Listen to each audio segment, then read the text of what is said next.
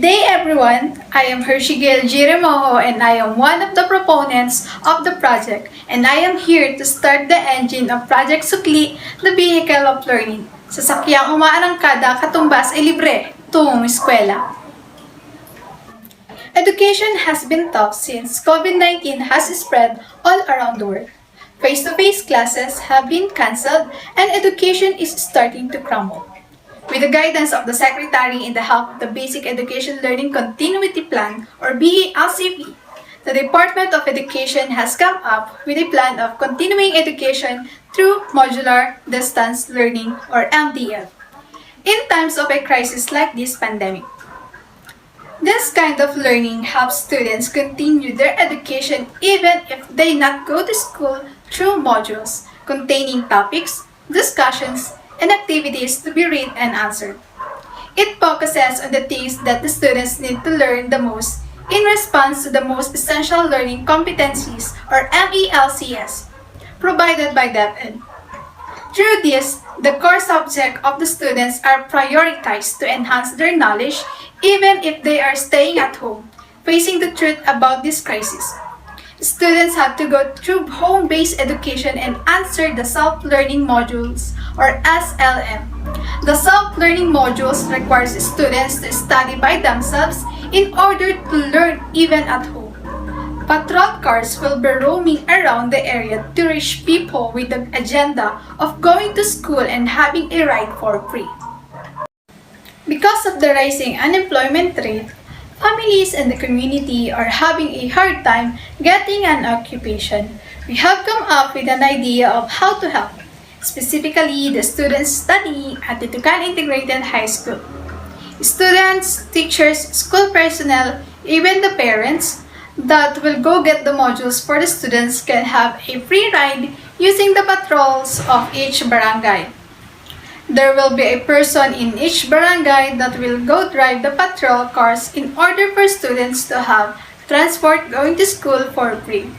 It will help a lot for the families of the students financially, especially since we have an economic crisis that is happening due to the pandemic. Face-to-face classes are nearly here, and this may also be a big help since COVID-19 has not ended yet and students have to go to school. This way, they don't have to worry about transportation because it will charge them for it and it can help their family financially. Good day everyone, I am Philip Chester Luntok, one of the proponents of this project entitled SUKLI, the Vehicle of Learning. I will be presenting the project descriptions and our objectives.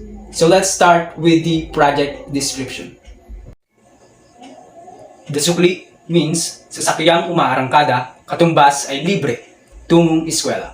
This project will assist teachers, parents, and students in Tucan Integrated High School in the distribution and retrieval of their modules. Also, other stakeholders will have access to free fare from different pick-up points to school and vice versa. This project will use patrol cars from different barangays that will serve as their vehicle. Through the collaboration of the captains, councilors, SKs, and other barangay residents, this project will succeed to its target goals.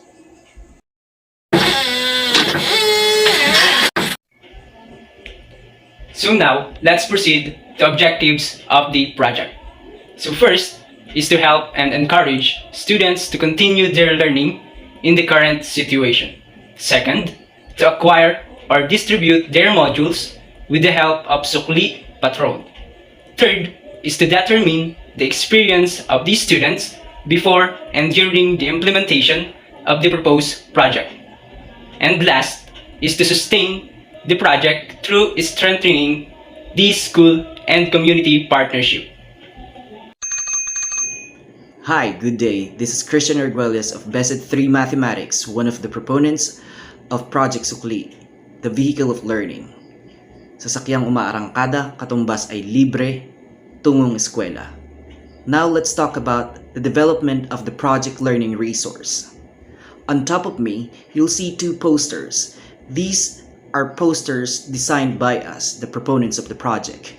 These are the posters that we will be using to promulgate and to let people know about the project. First one, you'll see the one in red will be used mostly for social media and for other ads.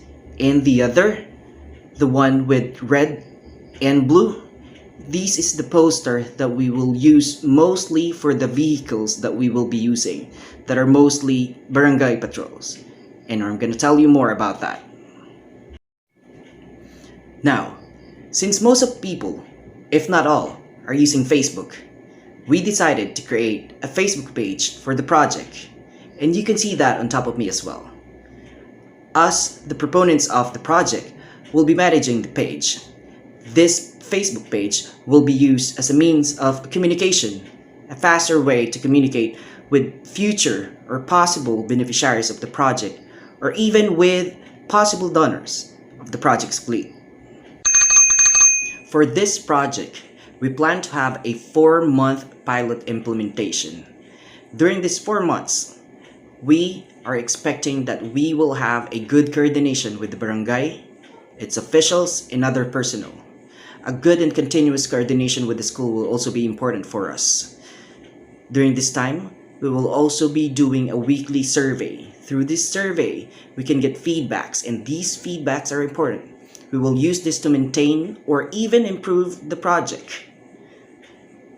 We're gonna ensure that we actively manage the Facebook page of the Project SUKLI. And of course, last but not the least, budget liquidation. It's very important, and it should be done on a weekly basis.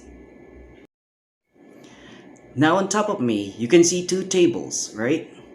These two tables are tables for the pilot implementation of 4 months and the 10-month sustainability plan for the Project SUKLI. I'm gonna tell you more about the sustainability plan. The project's sustainability plan will initially run for 10 months. During this time, we will ensure that we're going to be able to continuously be promoting and advertising the project, because we want to reach as many people as we can and help them. Collaboration between the school and the community should also be maintained. That is important. These will also result into strengthening the project's link with the school and even with the community. At this time, budget liquidation could now be done on a monthly basis, and every month, a survey should also be expected. Good day, Mom and Sirs. This is Lea Camiluna, one of the proponents of SUKLI, the Vehicle of Learning. This is the timeline chart and responsibilities of the team members and collaborators. As you can see, the table was made up of the activities, how they will be used during the months, and who will be in charge of them. The project presentation was the initial activity, and it will take place throughout the first month. This month, we, the proponents of the project, will present the entire plan and concept to the school and community. The next activity is to promote the initiative through various methods, which will be done every week of the month. It is the responsibility of the proponents to keep the public informed of any changes in plans or timetables that may occur. The next activity is to choose a pick-up location, which will be done in the first month but will be used throughout the duration. Proponents, parents, and barangay officials are all in charge here. The last activity is to hold an orientation meeting with all of the participants in the activity. It will be done during the first month and every last week of the following months so that we, the proponents, may know what the parents and other stakeholders have to say. The next item is the project line item budget. The table that was provided was our expected budget that we had computed. The specifics that we believe we only needed budget for were materials to market the project, and it will be a one-time expense. The other two were the shuttle or the driver's snacks as well as the service gasoline cost. The school might be a potential source of cash. They could provide 10,000 pesos for driver's snacks and 20,000 pesos for servicing gasoline for the duration of the initiative.